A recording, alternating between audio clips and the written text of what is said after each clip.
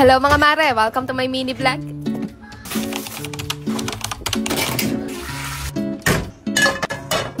Magandang araw mga mare. Eto nga at natambak na naman yung mga parcel ko dito. Kaya tara at samahan niyo muna akong i-unbox tong mga to. Eto nga at meron na naman ulit tayo ditong bagong cookware set from Red Chef. At siguro nga iisipin nyo, mayaman siguro si Maring Rodaline dahil palaging maraming parcel at mga bagong gamit. Pero ang totoo talaga niyan mga mare, hampas lupa lang talaga ang kumare nyo at nagfi-feeling rich lang talaga. Pero ang totoo talaga niyan, etong mga to ay mga free samples lang at yung iba naman ay mga paid promotions. Free sample, ibig sabihin nun ay magbibigay sila sa amin ng mga free products at kapalit nun ay gagawin namin yun ng video or ng review. At kapag paid promotion naman mga mare, bukod sa libreng products na ibibigay nila, ay nagbabayad din sila sa akin kapalit ng video review na gagawin ko sa products nila. Kaya sa mga nagtatanong dyan kung paano daw ako kumikita sa pagbibideo-video ko na to, ayun na po ang kasagutan.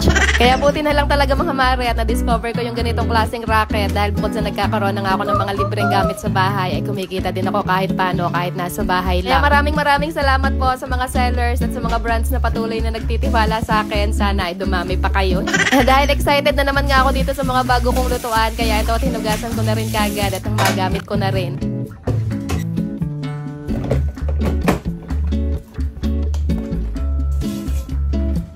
Nagsalang lang din muna ako ng sinaing dyan at nagtingin lang din ako dito sa mga stocks ko kung ano bang po pwedeng maluto. Medyo nagkatamaran nga kasi kaming mamalengke kanina, kaya ito dilatat noodles na lang muna ang lulutuin ko for today. Hindi pa rin nga kami nakakapag-grocery, kaya ko konti na nga lang din yung mga stocks namin. Ang hirap pa rin kasi lumabas ngayon mga mare dahil panay-panay pa rin nga ang pag-ulan, kaya hindi pa rin nga kami makalabas. Pag nag-grocery pa naman kami mga mare, palagi namin kasama yung batang maliit, kaya kapag maulan talaga, hindi na lang kami lumalabas ng bahay. So nga at nire-ready ko lang din muna yung lahat ng mga gagamitin ko sa pagluluto.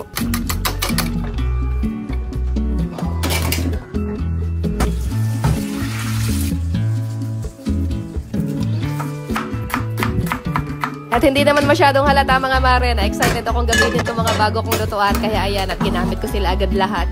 Alam niyo naman na sobrang hilig ko talaga magluto at mas lalo nga akong ginaganahan kapag nga ganitong meron ako mga bagong lutuan. At kung mahilig ka rin nga sa color blue at kung nabitan mo rin nga itong mga bago kong cookware set, ilalagay ko na lang din yung link nito sa comment section.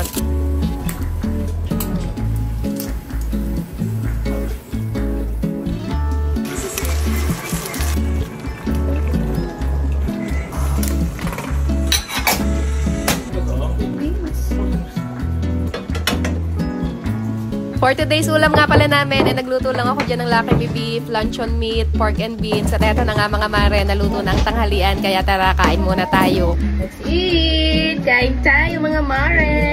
Pork and beans. Usok-usok pa.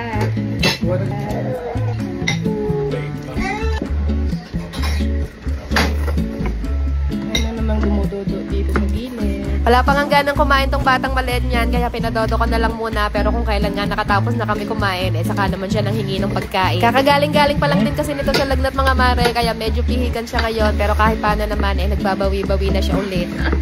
Pinapanood niya ako kumain sa camera. At pagkatapos namin kumain, niligpit ko na rin kagad ng mga pinagkainan namin. O, diba, luto mo na, ligpit mo pa. Pagka kasi ganitong medyo marami ang hugasan, mas gusto ko pa talaga na ako na lang yung magliligpit para mas maayos nga yung paglilinis. Lalo na nga yung mga kawali ko mga mare, mas gusto ko talaga na ako yung naghuhugas niyan dahil pag sila nga, siguradong magagasgasan lang yan.